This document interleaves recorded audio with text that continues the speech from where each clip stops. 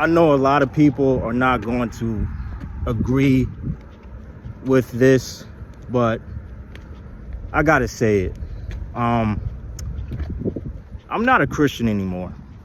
Okay, I'm not. I'm done with religion. More specifically, I'm done with Christianity. And you know, the reason why I'm done with it is simply because it's all a bunch of BS. Okay, you know. Now, I'm on my way home from work, so you're gonna hear some traffic coming up and down the streets. So, throughout my whole life, I grew up in the Christian church. As a matter of fact, both of my mother and father were Christians. You know, my aunt, my dad's sister, Christian. My grandmother, my dad's mother, not only she was a Christian, but she was also a pastor too. Okay, so, you know, I come from a bloodline of black Christians, right? But me, on the other hand, I used to be a Christian, but, you know, over the years, you know, when I started questioning a lot of the things that, you know, the Christian church says and does, say and do, excuse me, you know, I started to realize how bogus Christianity is. Well, for one, I was tired of being lied to. I was tired of being gaslit. I was tired of being given false hope. You know, I was tired of it. And, you know, about these Christians, these Christian pastors, man. A lot of these Christian pastors, not all of them, it's not all of them, but a lot of them are crooked as hell. Okay, these be the same people that would tell you that lying and stealing and, you know, committing adultery is a sin, right? But, you know, these same Christian pastors, right? They have no problem lying to you by telling you that one day Jesus is going to return and he's going to fix everything, which we know that's a lie. That's not true. And, you know, he tells you that, you know, stealing is a sin, but at the same time, you know, these same pastors that tell you that, they have no problem financially robbing you. And, you know, with the adultery part, right? You know, these Christian pastors, not all of them, but a lot of them, they tell you that, you know, it's a sin to commit adultery, but, you know, these be the same people. It's not all of them, but some of them be going out cheating on their wives. Some of them be cheating on their wives with the women that be in the congregation. And, you know, it's crazy to me because these people, these Christian pastors, they're freaking hypocrites. They don't practice what they preach. They only practice what they preach when it benefits them. Whenever somebody in the congregation messes up, then that's when they want to practice what they preach. But other than that, they don't really practice what they preach. Okay? And, you know,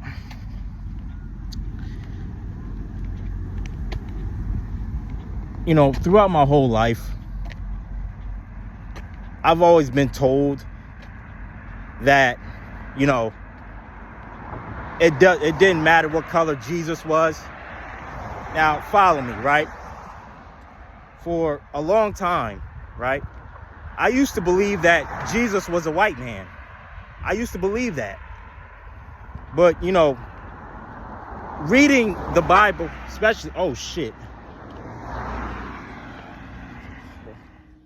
Hey, y'all, I'm sorry. I'm back at home. Sorry about that. I wanted to start the video over, but I just made the choice to just, you know, keep going. So I apologize. It was just my coworker. He saw me walking while I was on my way home from work, and he gave me a ride. So again, I do apologize. Again, I wanted to start it over, but just wanted to keep going. So I left off with Jesus and you know, his color, what his true ethnicity was, and what I said before, you know, throughout my whole life, I used to believe that Jesus was white, you know, and then, you know, when I read the Bible and, you know, when I read the book of Revelations, chapter 1, verses 14 through 16, you know, it described Jesus as a black man. And, you know, I've always had this question for Christians that would say it didn't matter what color Jesus was. And, you know, I'd be like, okay, if it didn't matter what color Jesus was, then explain to me why, whenever you see a picture of Jesus, you know, he's physically a white man in a picture, but when you read the Bible, especially like if you read the book of Revelations, chapter 1, verses 14 through 16, in the Bible, it physically describes him as a black man, which never made any sense to me. So after that, you know, I knew that there was something wrong, you know, and I was just like, you know, some of these things doesn't add up. Some of this crap doesn't add up. You know, I think, you know, and now I could be wrong about this, right? Like, it does seem very racist.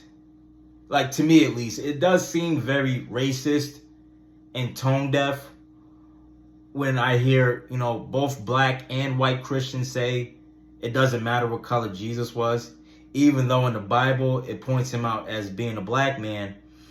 But if you look at some of these paintings of Jesus, you know, he's painted as a white man. So, like, again, I could be wrong, but I do find that to be very racist and tone deaf when I hear people say, oh, it didn't matter what color Jesus was, even though his true color is pointed out in the Bible. But anyway, and these fake Christian people, man, like, you know, the ones that, that follow these pastors, that follow these Christian pastors, and, take everything that they say as, pearls of wisdom, right?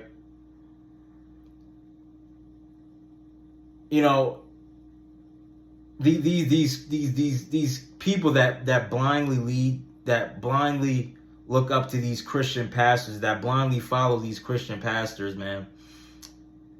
They don't even, these be the people that wouldn't even take the time out to, thoroughly read the Bible, that wouldn't take the time out to question some of the things that their Christian pastors, say and do,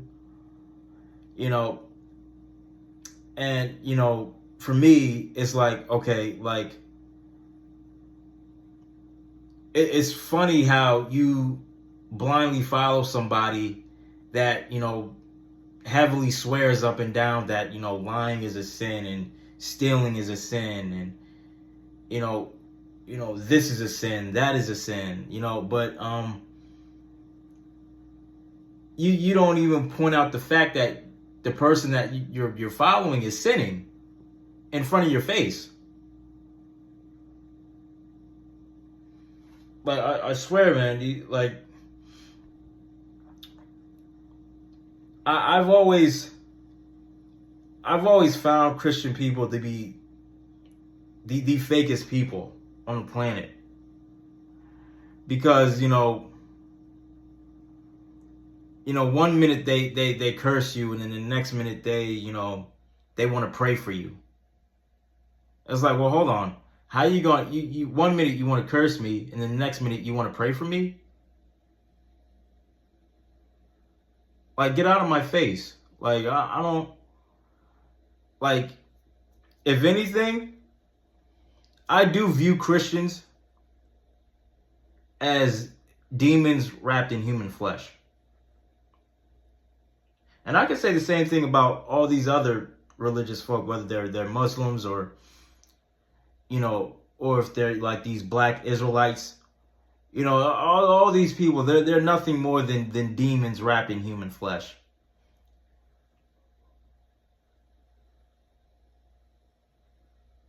And, my thing is this, man. You don't have to go to church in order to, build a relationship with God. You don't have to, read the Bible every day in order to build a relationship with God. You don't have to watch these Christian movies and these Christian TV shows in order to build a relationship with God. You don't have to do that. You build your own relationship with God. For those of you that are like struggling spiritually speaking, like if you're trying to seek God, man, you don't have to seek him at church. You know what I mean? You don't have to do that. You can seek him however you want to seek him,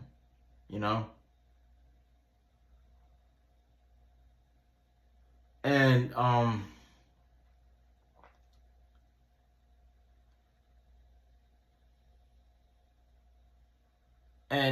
my thing is this, because I'm stuck. I'm in between whether if I believe in God or not.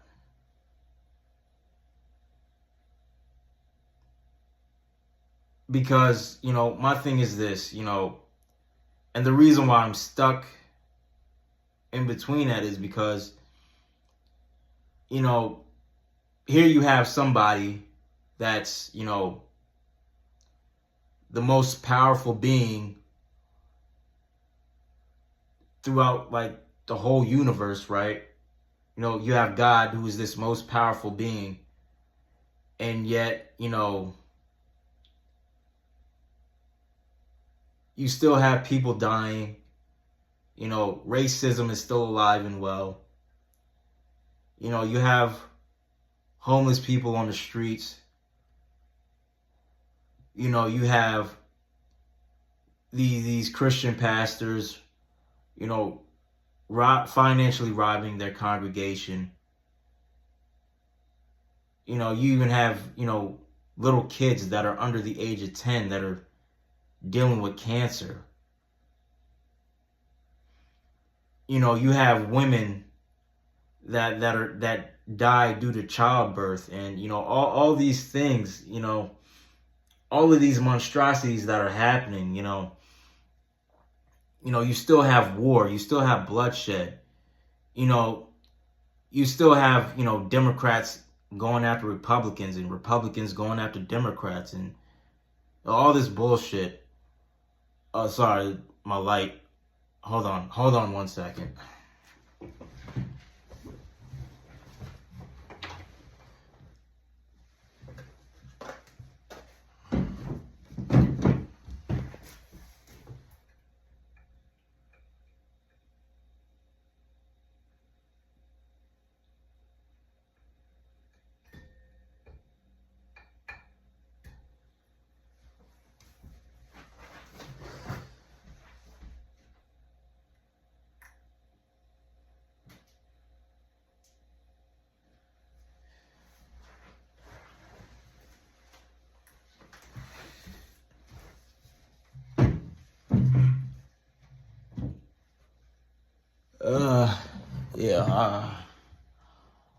I might as well just cut this light off.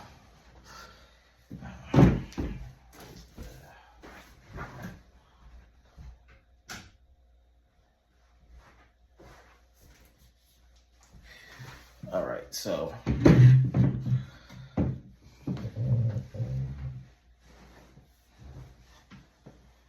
I tried to fix it, but like it kept blinking on and off. So I just decided to turn it off. So excuse me for that. But yeah, you got all this war, all this bloodshed, and it makes no sense to me. You know, how could an all-powerful, all-loving, all-merciful God would allow death and destruction and division to still happen in this world? And I know it's like, oh, well, you know, you got, you know, Satan, you know, he's still bullshit. That's bullshit. Because if God was so powerful and so mighty, why couldn't he just erase Satan from existence? Like the fact that, you know, people are still waiting on Jesus to come back and fix everything. That's such a lazy way of thinking to me. And that's very lazy on God's part too. Because why are you expecting your son to come back and fix everything? Why can't you fix everything? But that's it. That's all I gotta say. Again, I apologize. I wanted to, you know, again, I wanted to start the video over, but I'm tired, and I'm not gonna be up for too long because I got to get back to work tomorrow. I got to go back to work tomorrow. So, let me know what you guys think. All right, I'm out. I love y'all. Peace.